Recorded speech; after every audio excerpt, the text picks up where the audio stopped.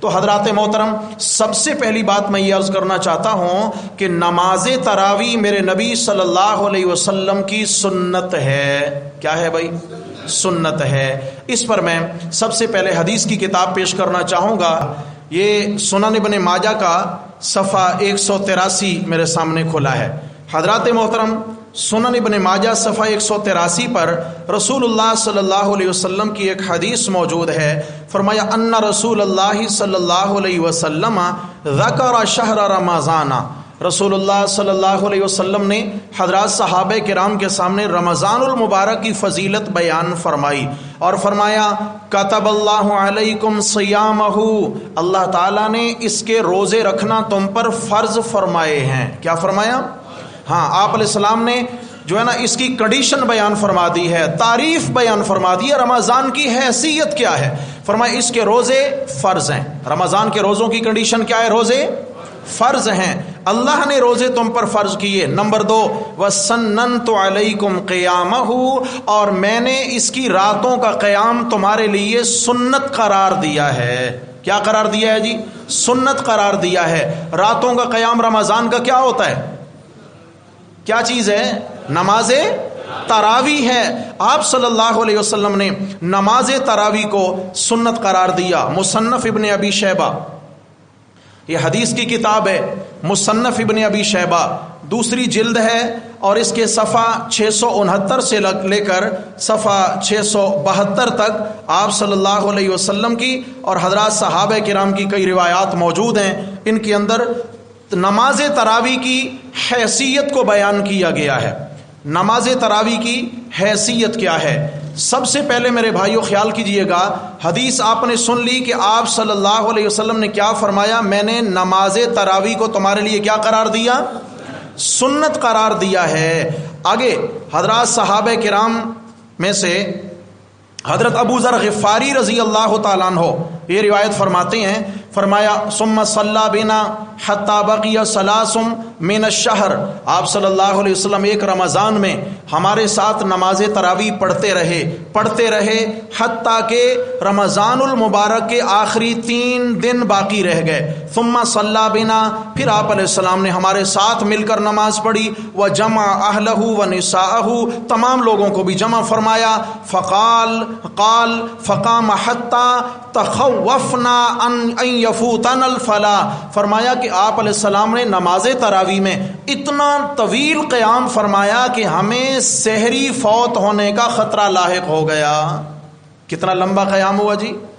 سحری فوت ہونے کا خطرہ لاحق ہو گیا۔ چنانچہ آپ صلی اللہ علیہ وسلم نے پھر کیا ہے؟ سلام پھیرا، اور آپ صلی اللہ علیہ وسلم نے صحابہ کرام کو اجازت دی کہ تم جا کر اب کیا کرو جی؟ سحری کر لو۔ یہ اس کے بعد اس کی حدیث نمبر ہے 7787 مصنف ابن ابی شیبہ کی۔ یہاں پر ایک حدیث موجود ہے، حضرت ابو سلمہ بن عبد الرحمن رضی اللہ عنہ روایت کرتے ہیں، فذکر عن ابیہ قال قال رسول اللہ صلی اللہ علیہ وسلم، کہ نبی کریم صلی اللہ علیہ وسلم نے ارشاد فرمایا، ان اللہ افترض علیکم صیامہ، اللہ نے تمہارے لیے اس کے روزے فرض کیے ہیں۔ افترض، کیا کیے؟ فرض کیے۔ وَسَنَّنْتُ لَكُمْ قِيَامَهُ، اور میں نے اس کا قیام تمہارے لیے سنت قرار دیا ہے۔ سنت سے مراد سنت مؤکدہ، بولیے بھائی کون سی سنت؟ سنت مؤکدہ۔ اس سے پچھلی روایت 7786 نمبر روایت جو ہے، یہاں پر آپ علیہ الصلوۃ والسلام نے اس کی اہمیت بتا دی۔ فرمایا ان ابی سلمہ رضی اللہ عنہ ان النبی صلی اللہ علیہ وسلم، حضرت ابو سلمہ رضی اللہ عنہ روایت فرماتے ہیں کہ نبی کریم صلی اللہ علیہ وسلم کی یہ عادت مبارکہ تھی، کانا یرغب فی قیام رمضان، آپ علیہ السلام بھرپور ترغیب چلایا کرتے تھے نماز تراویح کی، بھرپور۔ یرغب، علماء طلبہ جانتے ہیں رغب یرغب ترغیبا، باب تفاعل کیا مطلب ہے؟ اس کے اندر ترغیب باب تفعیل ہے، رغب یرغب، اس کے اندر شدت پائی جا رہی ہے، تاکید پائی جا رہی ہے۔ آپ صلی اللہ علیہ وسلم نے بھرپور ترغیب چلائی، یعنی اس کے فضائل بھی بیان کیے، اہمیت بیان فرمائی، اور نماز تراویح نہ پڑھنے والوں کے لیے آپ علیہ الصلوۃ والسلام نے تنبیہ بیان فرمائی، من غیر ان یأمر فیہ بعزیمۃ، بس اتنی بات ہی کہ آپ علیہ السلام نے اس کو فرض قرار نہیں دیا۔ سنت مؤکدہ قرار دیا مگر فرض قرار نہیں دیا۔ تو میرے بھائیوں کنڈیشن سمجھ میں آ گئی، نماز تراویح کا ادا کرنا ہر مسلمان مرد و عورت پر کیا ہے؟ سنت مؤکدہ، سنت مؤکدہ، اور سنت مؤکدہ کے ترک کرنے کی عادت بنا لینا یہ فسق و فجور ہے، ایسا بندہ فاسق و فاجر بن جاتا ہے۔ سمجھ آ گئی؟ عادت نہیں، اور اگر انکار کیا تو ایمان ضائع ہوگا، انکار کیا تو ایمان ضائع ہوگا۔ اچھا جناب، اب صحابہ کرام کا عمل آ رہا ہے، حضرت علی رضی اللہ تعالیٰ عنہ کا عمل ہے اور صحابہ کرام کا۔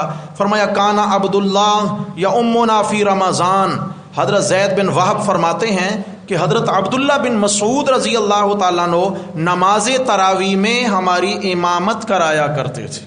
کیا کراتے؟ دوسری کنڈیشن ظاہر ہو گئی کہ نماز تراویح با جماعت سنت مؤکدہ ہے۔ کیسے؟ بولو بھائی، مردوں کے لیے با جماعت سنت مؤکدہ ہے، اور جماعت کا ترک کرنا، اس کی عادت بنا لینا یہ گناہ ہے اور ناجائز ہے۔ اس کے بعد آگے اور بھی کئی روایات ہیں۔ فرمایا حضرت علی رضی اللہ تعالیٰ عنہ، اب یہ ان لوگوں کے لیے بھی یہاں دعوت فکر ہے، حضرت علی رضی اللہ تعالیٰ عنہ کی محبت کا دم بھرتے ہیں، حضرت علی رضی اللہ تعالیٰ عنہ کے عمل کو لینا گوارا نہیں ہے۔ حضرت علی رضی اللہ عنہ کا عمل دیکھیے گا، ان نبی عبد الرحمن ان علی رضی اللہ عنہ انہ قام بہم فی رمضان، حضرت عبد الرحمن فرماتے ہیں کہ حضرت علی رضی اللہ تعالی عنہ رمضان میں تراویح کی نماز پڑھایا کرتے تھے۔ کیا کرتے تھے؟ تراویح کی نماز پڑھایا کرتے تھے۔ اور اگر پیچھے آئیں تو حضرت علی رضی اللہ تعالی عنہ کے ایک انتہائی قریبی ساتھی ہیں، حضرت علی رضی اللہ عنہ کے انتہائی قریبی بلکہ شاگرد ہیں اور مایا ناز شاگرد ہیں، حضرت شتیر ابن شکل رضی اللہ تعالیٰ عنہ۔ حضرت شتیر فرماتے ہیں انہو کانا یصلی فی رمضان 20 رکعتا والوتر، تراویح ہے کتنی رکعت؟ اب یہ بات فرمایا حضرت علی رضی اللہ عنہ کے شاگرد بیان فرماتے ہیں کہ حضرت علی رضی اللہ تعالی عنہ 20 رکعت نماز تراویح پڑھایا کرتے تھے، وتر ان کے علاوہ ہوا کرتے تھے۔ کتنی رکعتیں بھائی؟ اور حضرت شتیر کا بھی یہی عمل ہے، وہ خود بھی 20 رکعت پڑھایا کرتے تھے اور وتر اس کے علاوہ ہوا کرتے تھے۔ اس کے بعد آگے چلے جناب تو حضرت عمر بن خطاب رضی اللہ تعالیٰ عنہ کا زمانہ ہے، ان عمر بن الخطاب امر رجلا یصلی بہم 20 رکعتا، حضرت عمر فاروق رضی اللہ تعالیٰ عنہ نے ایک قرآن کے قاری کو حکم دیا کہ لوگوں کو روزانہ 20 رکعت نماز تراویح پڑھایا کریں۔ کتنے؟ اچھا، دین صحابہ کو زیادہ سمجھ آیا تھا یا 1400 سال بعد والوں کو سمجھ آیا ہے؟ جی، تو اگر صحابہ پر اعتماد ہے تو دین صحابہ کا لیں گے انشاءاللہ، کسی انجینئر سے دین نہیں لیں گے میرے بھائی۔ یہ جو مولانا یوٹیوب ہے اس سے بھی دین نہیں لیں گے جی، دین لینا ہے میرے نبی کے شاگردوں سے۔ کن سے لینا ہے؟ میرے نبی صلی اللہ علیہ وسلم کے شاگردوں سے دین لینا ہے۔ چلیں جی، وقت کم ہے، میں ایک روایت یہاں سے پیش کروں پھر دوسری کتاب دکھاتا ہوں۔ فرمایا حضرت ابی ابن کعب رضی اللہ تعالیٰ عنہ، نبی علیہ السلام نے حضرت ابی ابن کعب کے متعلق ارشاد فرمایا کہ اقضانا علی و اقرانا ابی، میری امت میں بہترین جج حضرت علی ہیں۔ کون ہے؟ Chief justice. اور مزے کی بات، حضرت ابو بکر، عمر، عثمان، ان تینوں کے زمانے خلافت میں حضرت علی چیف جسٹس رہے ہیں۔ کیا رہے ہیں؟ Chief justice. فرمایا اقضانا علی، حضرت علی میری امت کے سب سے بڑے قاضی اور جج ہیں، واقرانا ابی، اور سب سے بڑے قرآن کے قاری حضرت ابی ابن کعب ہیں۔ کہو رضی اللہ عنہ۔ یہ وہ ابی ابن کعب ہیں کہ آپ علیہ السلام کے بعد تشریف فرماتے حضرت جبریل امین آئے اور جبریل امین نے آ کر عرض کیا، یا رسول اللہ، اللہ تعالیٰ نے مجھے یہ پیغام دے کر نازل فرمایا ہے کہ آپ ابی ابن کعب کو حکم دیں وہ آپ کو قرآن سنائے، وہ آپ کو قرآن سنائے۔ آپ علیہ السلام نے حکم دیا۔ حضرت ابی ابن کعب عرض کرنے لگے، اقرأ علیک و انزل علیک، یا رسول اللہ میں آپ کو بھلا قرآن سناؤں جبکہ قرآن آپ کے قلب اطہر پہ اترا ہے، آپ پہ قرآن اترا اور میں آپ کو قرآن پڑھ کر سناؤں؟ یا رسول اللہ یہ کیسی بات ہے؟ آپ نے فرمایا میں نہیں کہہ رہا، جبریل نے کہا ہے۔ یا رسول اللہ جبریل نے میرا نام لیا ہے؟ آپ نے فرمایا جبریل نے بعد میں لیا ہے، رب جلیل نے پہلے لیا ہے، رب جلیل نے پہلے لیا ہے۔ یہ وہ ابی ابن کعب ہیں، ان کا یہ تعارف میں پیش کر رہا تھا۔ حضرت ابی ابن کعب کے متعلق روایت ہے، حضرت عبدالعزیز بن رفیع فرماتے ہیں کان ابی ابن کعب، حضرت ابی ابن کعب رضی اللہ عنہ یصلی بالناس فی رمضان بالمدینہ 20 رکعۃ ویوتر بالصلاۃ، فرمایا حضرت ابی ابن کعب مدینہ والوں کے امام تھے۔ کن کے؟ دین کہاں سے آیا؟ بولو بھائی، مکہ مدینہ سے۔ حضرت ابی ابن کعب مدینہ والوں کے امام تھے اور مدینہ والوں کو رمضان میں تراویح پڑھاتے۔ کتنی؟ فرمایا 20 رکعۃ ویوتر بثلاث، 20 رکعت تراویح اور 3 رکعت وتر پڑھایا کرتے تھے۔ کتنے؟ 20 رکعت تراویح اور 3 رکعت وتر پڑھایا کرتے تھے۔ یہ میرے سامنے جامع ترمذی ہے، ہماری جو صحائح ستہ 6 مشہور کتابیں ہیں حدیث کی، بخاری، مسلم، ترمذی، ابن ماجہ، ابو داؤد، سنن نسائی، ان میں جامع ترمذی بڑی مایہ ناز کتاب ہے۔ جامع ترمذی کی پہلی جلد ہے اور اس کا صفحہ 166 ہے۔ اس پر ایک روایت موجود ہے، تفصیلی روایت حضرت امام ترمذی رحمۃ اللہ علیہ لائے ہیں، اور شروع میں ہی اس حدیث کے متعلق فیصلہ سنا دیا۔ فرمایا قال ابو عیسیٰ، ابو عیسیٰ امام ترمذی ہیں، قال ابو عیسیٰ ہذا حدیث حسن صحیح، کہ یہ حدیث حسن صحیح ہے۔ کیا ہے بھائی؟ یہ حدیث حسن صحیح ہے، اس کے اندر کوئی ضعف اور کمزوری موجود نہیں ہے۔ تو امام ترمذی نے آگے بیان فرمایا واختلف اہل العلم فی قیام رمضان فرعا بعضهم، فرمایا تراویح کے متعلق لوگوں میں اختلاف ہوا۔ بعض لوگ کیا کرتے تھے؟ ان یصلی 41 رکعۃ مع الوتر، بعض لوگ تو 41 رکعتیں پڑھا کرتے تھے۔ کتنی؟ 8 کا چکر نہیں تھا، آگے کی بات ہے، پیچھے کی بات، 20 سے نیچے کی بات کوئی نہیں بھائی، بات آگے کی ہے 41۔ آگے فرمایا والوتر وهو قول اہل المدینہ والعمل على هذا عندهم بالمدینہ واکثر اہل العلم، اور اکثر جو اہل علم ہیں علی ما روی عن علی وعمر، فرمایا اکثر اہل علم کا عمل وہی تھا جو حضرت علی کا عمل تھا، حضرت عمر کا عمل تھا۔ اکثر اہل علم کیا کرتے تھے؟ وہ عمل جو حضرت علی کا اور حضرت عمر کا، کتنی رکعت والا؟ جی 20 رکعت تراویح والا۔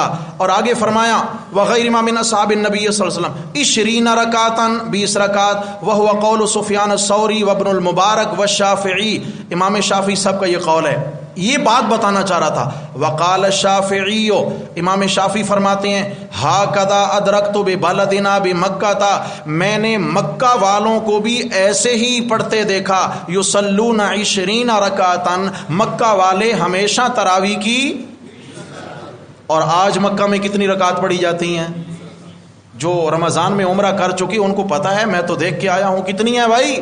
20 رکعت، اور مدینہ میں بھی 20 رکعت، 20 رکعتیں تراویح ہوتی ہے۔ اس کے بعد رات تقریباً 12 بلکہ تقریباً 1 بجے کے قریب پھر قیام اللیل۔ ہاں جی، قیام اللیل الگ چیز ہے، قیام رمضان الگ چیز ہے، تہجد الگ چیز ہے، تراویح الگ چیز ہے۔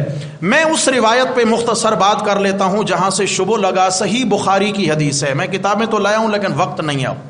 صحیح بخاری کی حدیث ہے کہ حضرت ابو سلمہ رضی اللہ تعالیٰ عنہ فرماتے ہیں میں اما عائشہ صدیقہ رضی اللہ عنہا کے ہاں حاضر ہوا اور میں نے پوچھا ماں جی رسول اللہ صلی اللہ علیہ وسلم کی رات کی عبادت کے متعلق کچھ بتائیے۔ رات کی عبادت، کیونکہ گھر میں تو اہلیہ ہی شوہر کے کام دیکھ سکتی ہیں، عبادت کیسی ہے، نماز کیسی ہے، کب سوتے ہیں، کب اٹھتے ہیں، گھر والے دیکھتے ہیں۔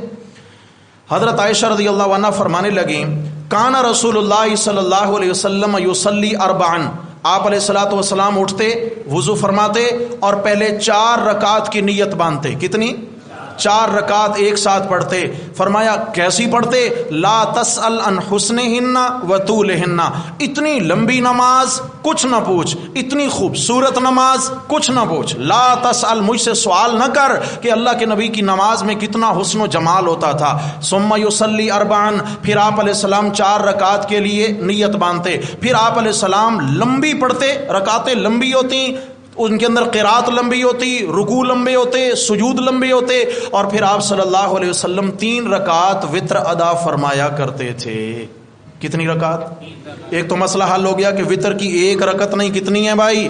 کوئی ناراض نہ ہو، میں تو باتیں وہ کر رہا ہوں جو میرے نبی کے زمانہ سے ملی ہمیں، جو میرے نبی کے صحابہ کی سیرت سے ملی ہیں۔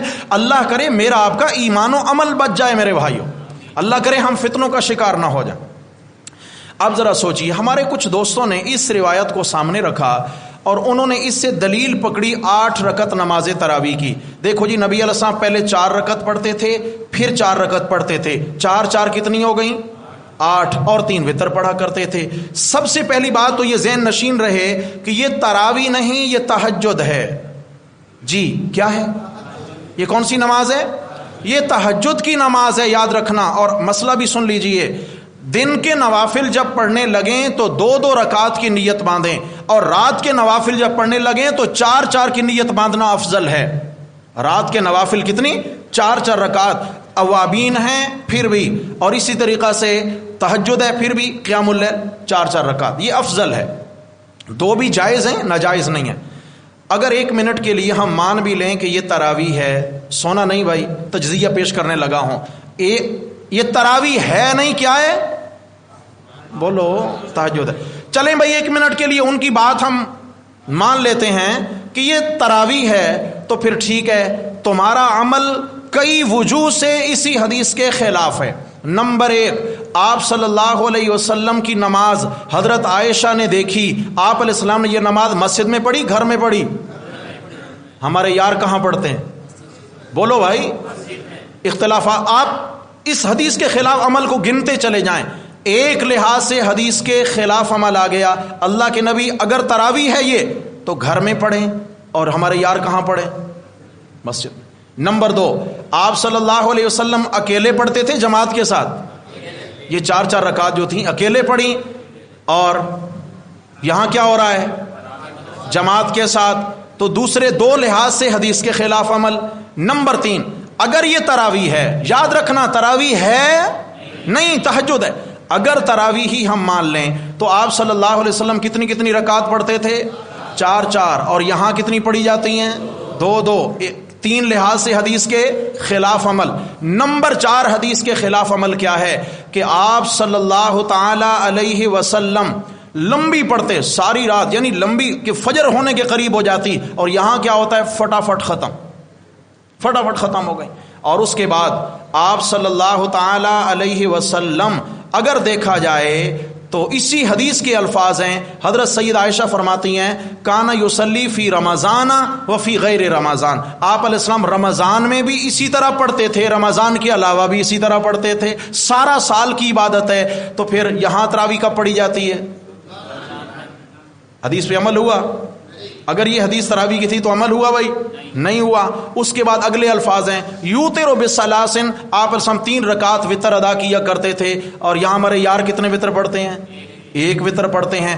کئی وجوہ سے اسی حدیث کے خلاف عمل موجود ہے، تو بھائی پھر خواہ کھینچ تان کے تراویح کی طرف مت لے کے جائیں۔ میرے نبی صلی اللہ علیہ وسلم کا یہ عمل نماز تہجد کا ہے، تراویح کا نہیں ہے۔ تراویح کا عمل صحابہ کرام نے دیکھا ہے آپ علیہ السلام کا، تبھی تو صحابہ کرام نے پڑھی۔ میں نبی علیہ السلام کا ایک عمل بتا دوں، وہ دینا ذرا، مصنف ابن ابی شیبہ،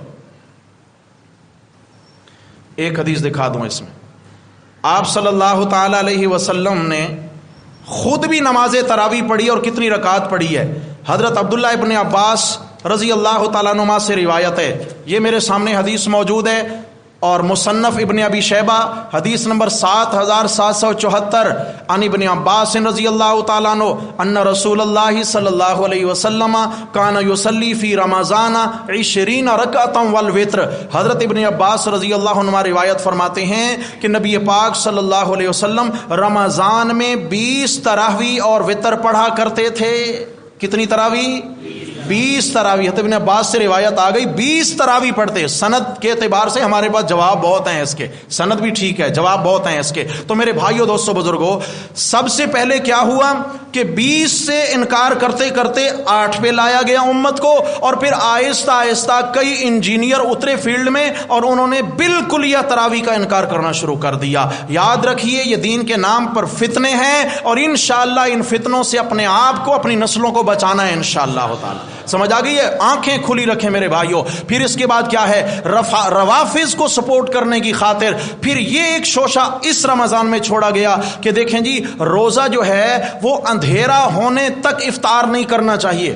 یہ بھی مرزا صاحب کی طرف سے دعویٰ آ گیا نیا کہ جی روزہ جو افطار کرنا ہے وہ غروب شمس پہ نہیں کرنا، بلکہ جس طرح وہ لوگ کرتے ہیں 10-15 منٹ بعد میں کرتے ہیں جی کچھ اندھیرا ہو جائے، رات نمودار ہو جائے تو تب کرنا ہے. یاد رکھنا صحیح بخاری کے اندر حدیث ہے، آپ علیہ الصلوۃ والسلام نے فرمایا میری امت تب تک خیر پر رہے گی، بھلائی پر رہے گی جب تک یہ افطار میں جلدی کرتے رہیں گے.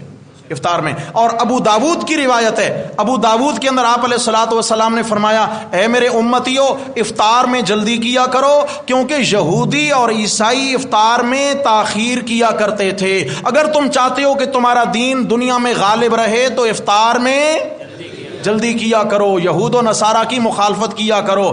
کوئی یہودی کوئی نصرانی آج اگر کہتا ہے جی رات ہونے تک کریں، دیر تک کریں، اندھیرا چھانے تک کریں، ان کے ترجمان کہتے ہیں میرے بھائیو ہمیں اللہ کا دین کافی ہے، ہمیں میرے نبی کی سنت، ہمیں اللہ کے نبی کی سنت، ہمیں صحابہ کی سنت کافی ہے، اور ہم اسی کو حرف آخر سمجھتے ہیں. دعا ہے اللہ جل جلالہ ہم سب کو ہر قسم کے فتنوں سے محفوظ و مامون فرمائیں. اقول قولی ھذا استغفر اللہ واتوب الیہ.